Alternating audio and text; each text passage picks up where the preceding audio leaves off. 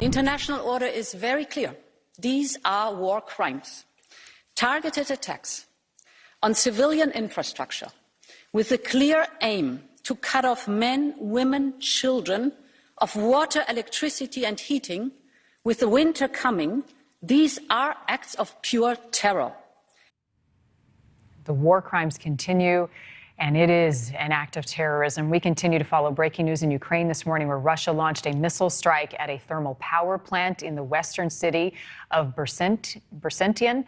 I might be mispronouncing that. That one's a new one for me. All right, this morning, the president of the European Commission condemned similar Russian attacks on Ukrainian infrastructure. The U.S. Department of Defense is speaking in similar terms, saying the Russian attacks on civilians are attempts to, quote, instill terror among the Ukrainian population.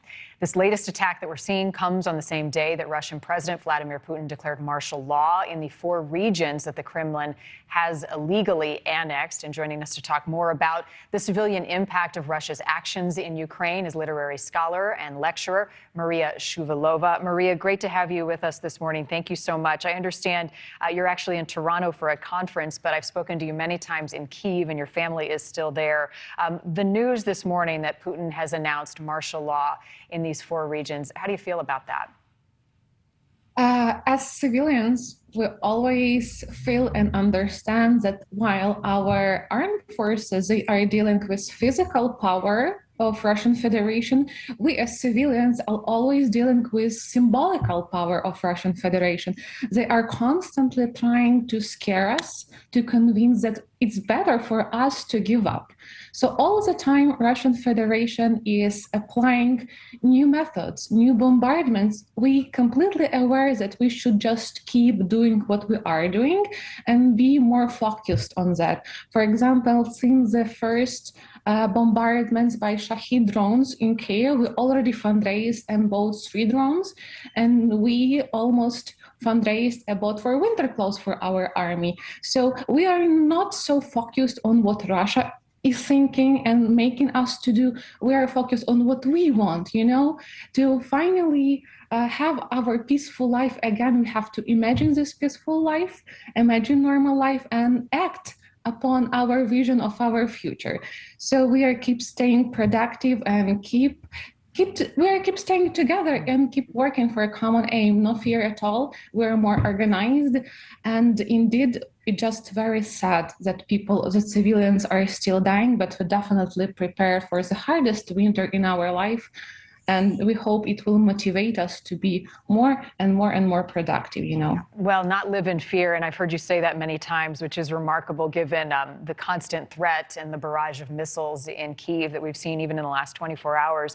But you also have to be prepared. So what are steps that you're taking not only for a brutal winter as we see more power outages, but for the threat of nuclear war? We already prepared for that. Like 3 months ago, we already had all medical equipment we need in our home, and or with equipment to heat your food, canned food, and so on. So we were prepared for that 3 months ago. And also since the 2nd month of the war, I'm having 3 jobs to be available to donate, to support my army, and to buy all different stuff I need to keep surviving. How closely are you in touch with some of your students who joined the front line for Ukrainian forces early on in battle? All the time, it's impossible not to check how are they. Maybe they need a clothes, maybe they need some equipment. So we are constantly, and they are even more focused, productive, concentrated on our future goal, peaceful life in Ukraine and integrity. So basically, they are my example of staying strong. They are extremely modest, dedicated, and stoic. No, incredibly. What do they need on the front lines? I know training has been a major issue, and the U.S. is supplying a lot of equipment to properly train Ukrainian forces to fight the weaponry that they have received. Do they have what they need, and is there a shortage of anything that you're hearing from the front line? So basically, during the 1st and 2nd months of the war, it was terrible. There was so much needs that it was so hard to cover, but thanks to international support, now situation is much better. But indeed, there is still need in winter clothes.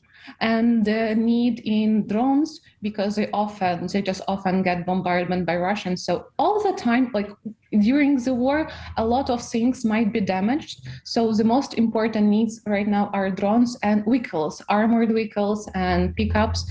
It's extremely important, and Ukrainians keep donating, keep buying. Maybe you know that all Ukrainians donating and fundraising and buying a lot, but still having more vehicles would be amazing, as well as having more drones. I mentioned a moment ago, Maria, that you are in Toronto. As we hear more about these annexed regions and possibly closing the border under martial law with the Russian military occupying many of these cities, what is travel like for you to leave Ukraine? Are you concerned at all about getting out and getting back in?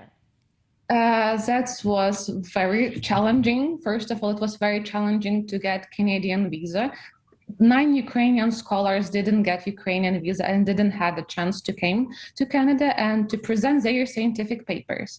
It took so much effort, and I have traveled to another country to do my fingerprints done. And basically, it took me almost 40 hours by bus to come from Kyiv to Vienna.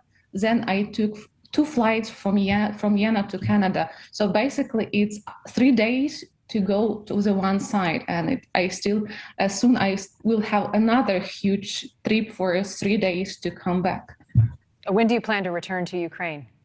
October 26th. All right. Well, safe travels to you, Maria. We always appreciate you coming on and talking to us, sharing with us your perspective from the ground. Again, Maria is from Kyiv. Be safe, okay?